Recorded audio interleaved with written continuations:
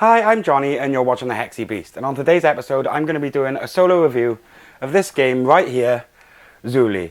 Anyway, let's just get to the video and check it out, shall we?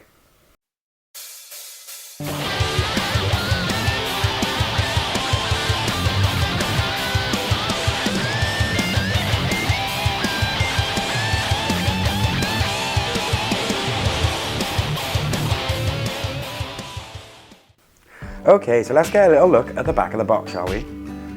Collect enclosures, rescue animals and install upgrades over 3 years and build the highest scoring wildlife park you can in this pick and pass card game. Don't let the cutesy look fool you into thinking this is going to be easy though. Can you keep the lions away from the anteaters on the savannah plains? Are your sloths lonely or living a happy life on the open air island? Your Zuuli adventure awaits. And we're going to be taking a look at the solo mode in today's video, so let's just crack on with setup and gameplay, shall we? Okay, so setting up Zuuli is really easy. First thing you want to do though is create your own score sheet by putting yourself, the name of the collector, years 1 to 3 down the side and a total score on the bottom. The game is played over 3 rounds at which we're trying to get a total score. So I'm just going to put this off to the side and then I'm going to get on how to set up the game proper. Okay, so the first thing I'm going to do is take one of these purple backed new plot cards, as this is going to be the card we start with in our zoo. So I'm going to put that enclosure by there. The game also comes with a load of blank cards for you to make your own cards for the game, which have white backs. I'm going to put these aside, but the rest of the cards with the white backs I'm going to shuffle into a deck, and then I'm going to make that our draw deck, and that's pretty much setup done. So we're going to shuffle this a little bit, a minute, give that a little shuffle and all that. Yeah, I'm going to shuffle it properly off camera, but you get the idea. So that's our draw deck, and this is the beginnings of our enclosure. Now I'm going to go on to how to play the game. Okay, so the game is made up of 3 phases. We have a drafting phase where we draw cards from the deck. We have a build phase where we build on our zoo. And then we have a scoring phase where we score at the end of the year and add the points together. So anyway, let's get on with the drafting phase. Okay, so the way the drafting phase works is that we're going to be drawing cards 2 at a time off here. And then we're going to be choosing to keep one and discard the other. And whichever one we discard, the enemy's going to score for. And it's also important to remember at this point that the enemy will never score for one of these habitat cards, which show this icon here. Also, let's take a look at this tree frog card. You'll know the card has a special rule, as in its points bubble by here it'll have an asterisk, and that is further explained on the card. You'll also see what kind of habitat this can live in, which in this case is jungles or water, and it also has a weight value. So if we were to look at this card, this enclosure has all 3 types of terrain, has a weight limit of 2, and it also doubles the points value of any animals played in it.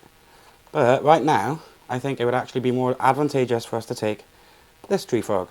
So what I'm going to do is I'm going to keep drafting this way, so I'm going to give that to the baddie, and then I'm going to keep this one. I'm going to keep doing that until I've got 9 cards in my hand. Okay, so now that that's done, I'm going to separate out all the animal cards, as these are going to be scored at the end of the round, and these are just going to go into a discard pile, as the enemy does not score them. So I'm going to place the scoring pile by here, and the actual discard pile over here next to the main draw deck. Now, I've got all of these cards in my hand. I've got 9. I'm going to go on to the build phase, where I'm going to explain how it all works. So let's get on with that, shall we? Okay, so that brings us on to the build phase, where what I'm going to do first, I'm going to lay down all my enclosures. So right now, as you can see, we've got this savannah, the new plot, and the open air island. I don't think I've got anything else in my hand that I can put down for that right now. So now we have to work on placing our animals. I also have this well-fed card, which I'll explain these icons in a minute. Actually, basically we have predators and we have basically we have fierce and friendly animals. And fierce animals have to be put with the same type. So I couldn't put this anglerfish with this lion, for example, because they would just fight each other and they wouldn't be very good for them. However, all animals with this friendly icon on them can be played in the same enclosure. We also have to bear in mind we've got a weight limit. So let's have a look and see what we can put in our zoo right now. Okay, so right now, basically anything we can't house at the end of the round is going to be negative its points. So because this elephant is worth so much points, I actually think I am going to put that as a weight of 6 into my new plot to start with.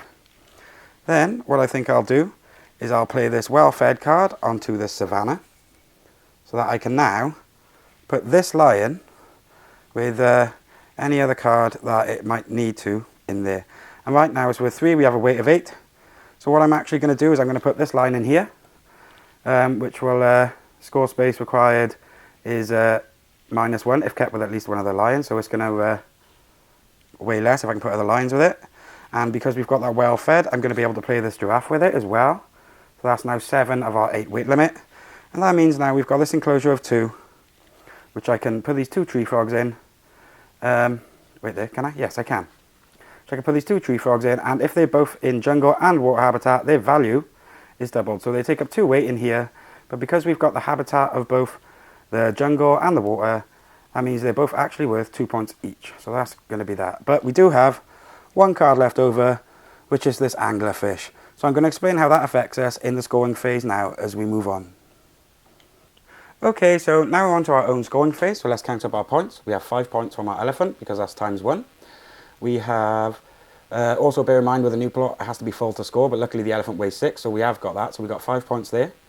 The savannah here grants us another 6 points, and because of this well-fed, these can go together, don't forget. And we've also got another 4 points there, so we got 5 plus 6 is 11, plus 4 is 15.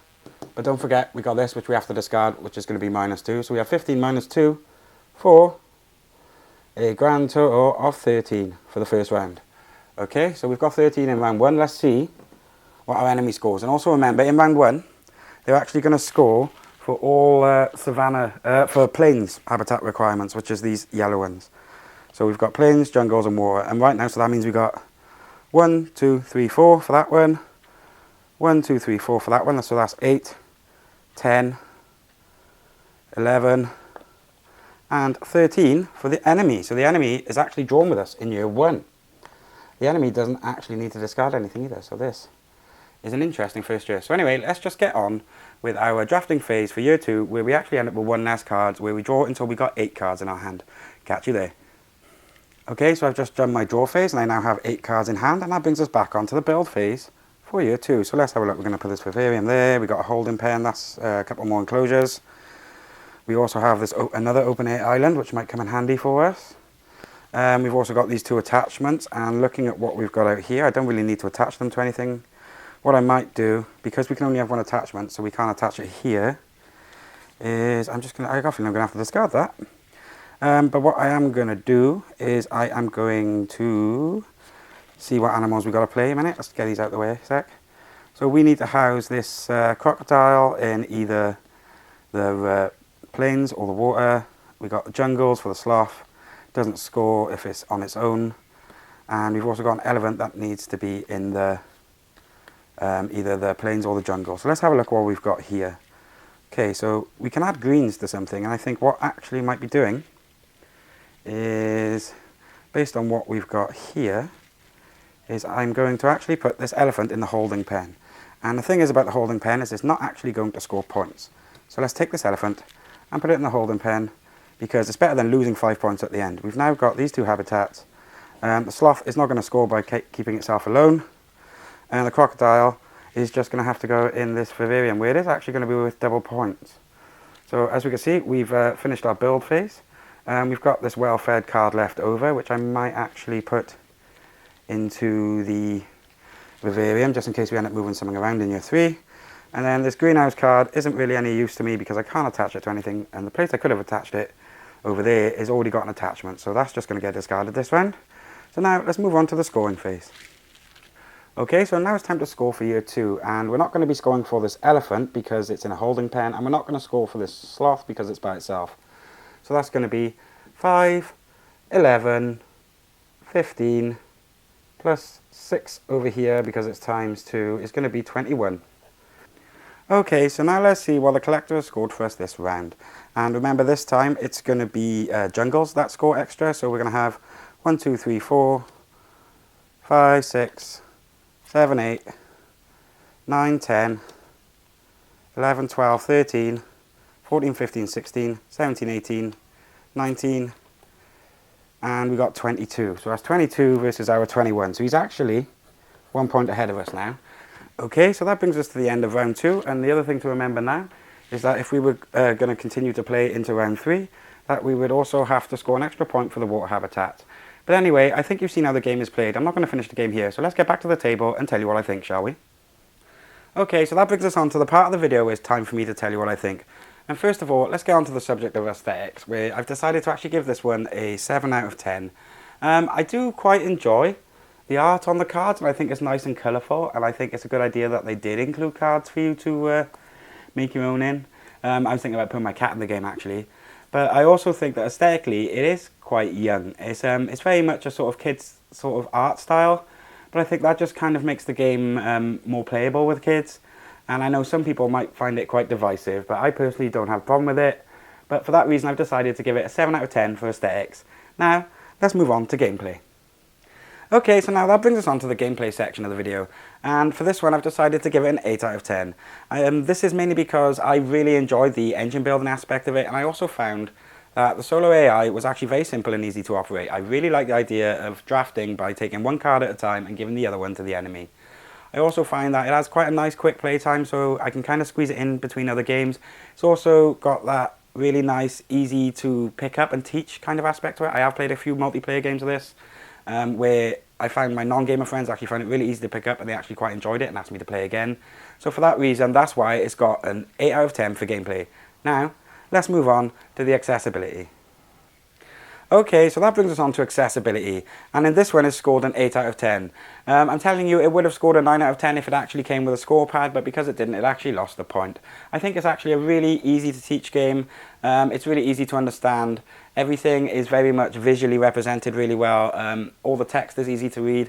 I just thought it's a very accessible game, if only it included that score pad. So that's the reason it's got 8 out of 10 for accessibility.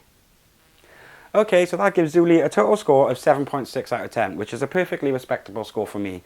I personally really enjoy the game solo, and I think it's going to be one of those games I keep in my backpack to play when I have to wait for appointments or anything. Anyway, if you've been enjoying the content or just like the look of anything on my shelf, please feel free to check out the link to Firestorm Games in my description. Also, if you've been enjoying the content, please feel free to smash that subscribe button up there and check out another one of my videos up here.